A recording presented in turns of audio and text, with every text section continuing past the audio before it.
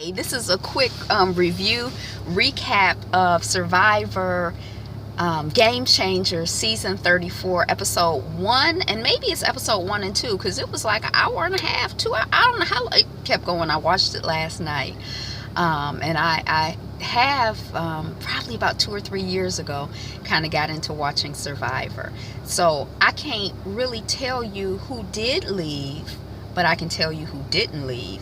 And you know, on these shows, the way that they're edited, you can't tell what's really going on. You can have your theories. So if you want to hear about my thoughts on Survivor Game Changers episode, we just gonna call it 1 and 2, season 34, please stay tuned. Thanks for liking, subscribing, commenting, and welcome, Fabulites.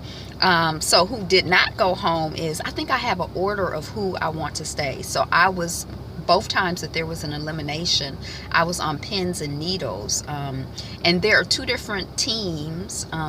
Everybody who's on the show this season is a returning player who I guess is supposed to have done something notable in terms of being a game changer.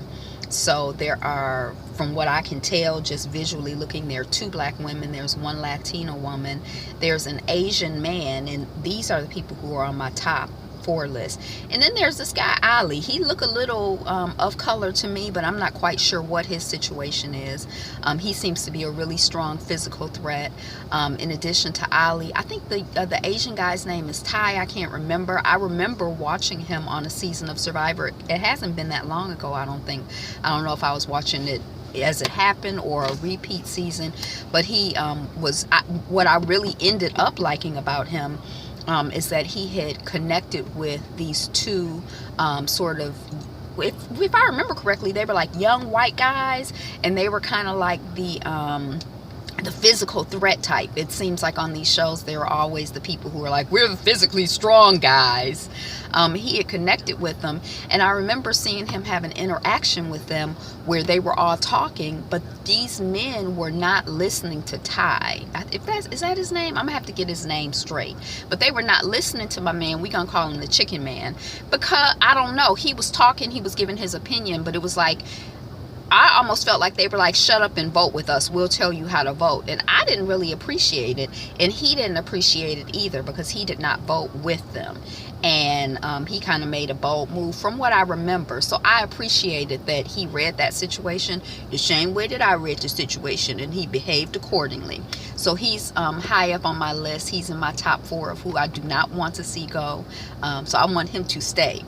Ali, I don't really know. I know, again, that people think of him as like very physical, because right at the beginning of the episode there was an opportunity for the 2 tribes to compete in order to get a special advantage or special something, and the team with Ali on it, they're like, oh, Ali can go, and the other team didn't even send anybody to compete. They were like, well, Ali is competing. So, and I'm like, dang, it's the beginning of the season. Ali could have hurt his back, his leg, he could have arthritis now. You don't know what's going on with Ali. You're giving up already? You're not even gonna try? So he has them, you know, the mind game is gonna be strong around Ali, it appears. But he did well with the challenge from what I could tell. So Ali, Mr. Chicken Man. Then there is the Latina woman who apparently has won Survivor twice. What? I had no idea. I didn't know that any people of color had won. I am surprised, shocked, confused that there are no black men on the show. Or what's up with that? None of the black men have been game changers. You know, I was a little bit annoyed by that, but you know, the show has a lot of little areas of annoyance for me. But the this Latina woman, dang, what is her name? It's not coming to me. I tried to let it just sink in, but it didn't sink in. But she's won Survivor twice, so she's like, I'm the queen, you know, don't be trying to get rid of me. And the last elimination that happened, it was like her against this other guy, and they were both trying to get rid of each other. And the other guy, I can't remember his name, but he was kind of like this, he had been on Survivor before, and he had a spy shack that he had built, or whatever, disguise, so he could go and stand or sit and listen to the people come and think they were talking in private, and he would listen to them. He liked the CIA, FBI kind of guy, and this time he was trying to build a spy bunker. Very his personality is intense, but he actually it seems like he has a strong a strong social game, and I think I remember that from the episodes when he was on the show, that even though he was doing all of these dastardly things, it seemed like people still liked him. So I guess that's good. It's nothing wrong with being liked. But he got eliminated. He went up against the Latina woman. They were both trying to get rid of each other, and he did get eliminated. I'm sorry, I don't remember your name, but bye. And then the next person who was on my list, I guess, is Michaela. So she's number 2 for me. The Latina woman is number 3. The Asian man, Mr. Chicken Man, is number 4. Michaela was just on, and Michaela is very strong physically, and also just, I'm a winner, I want to win. Her social game is not really the best. I liked when she said she had a strategy of whenever people said something to her, talked to her, she said she was going to do this to try to disguise her expressions. But I don't know if she has the maturity and the personality and the temperament to kind of, as a black woman, be cool enough, like, Obatala, cool enough to kind of deal with all the different dynamics, because somehow there was like a plan in place to vote off one person, not her, but her name was going around to the person who they said they were voting off as the person who everybody was voting for, and she did not like that. And the way that it was edited, at least, everybody knew that Michaela did not like it, and that kind of made them, a lot of the people seemed a little uncomfortable with her, discomfort. Look at my hair.